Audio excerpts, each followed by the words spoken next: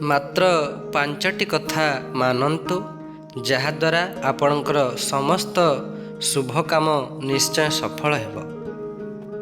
କୌଣସି ଶୁଭ କାମରେ ଘରୁ ବାହାରିଲା ବେଳେ ପ୍ରଥମେ ଆପଣଙ୍କର ଡାହାଣ ପାଦ କାଢ଼ନ୍ତୁ, ତାପରେ ଘରୁ ବାହାରକୁ ଯାଆନ୍ତୁ, ଯାହାଦ୍ୱାରା ଆପଣଙ୍କର ସମସ୍ତ ଶୁଭ କାମ ସଫଳତା ଲାଭ କରିଥାଏ।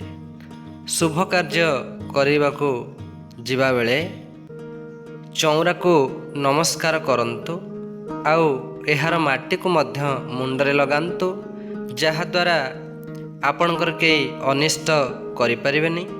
ଯଦି ଶତ୍ରୁ କେହି ଚାହୁଁଥିବେ ଆପଣଙ୍କର ଅନିଷ୍ଟ କରିବା ପାଇଁ, ତାହା ମଧ୍ୟ ବିଫଳ ହୋଇଥାଏ। ଘର ଦୁଆର ମୁହଁରେ ପୂର୍ଣ୍ଣ ପାତ୍ରରେ ଜଳ ରଖି ଏହାକୁ ଦର୍ଶନ କରି ବାହାରନ୍ତୁ, ଯାହାଦ୍ୱାରା ଆପଣଙ୍କର ମନର ସମସ୍ତ କାମନା ନିଶ୍ଚିତ ହାସଲ ହୋଇଥାଏ। ଅର୍ଥାତ୍ ଆପଣ ଯାହା ଚାହାନ୍ତି ତାହା ଅବିଳମ୍ବେ ପୂର୍ଣ୍ଣ ହୋଇପାରେ ଏବଂ ଆପଣଙ୍କର ଶୁଭକର୍ମ ସଫଳତାପୂର୍ବକ ଶେଷ ହୋଇଥାଏ।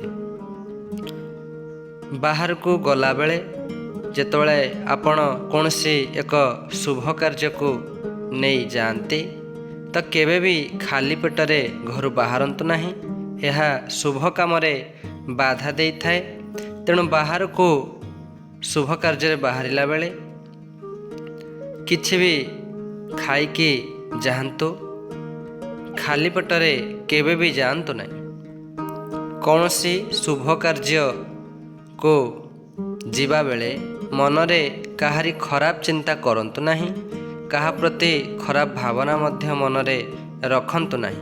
ଏହାଦ୍ୱାରା ଆପଣଙ୍କର ଯାତ୍ରା ଶୁଭ ହେବ ଏବଂ ଆପଣ ଯାହା ଭାବି ଚିନ୍ତା କରି ଯାଇଥିବେ ତାହା ମଧ୍ୟ ଅଚିରେ ପୂର୍ଣ୍ଣ ହୋଇଥାଏ।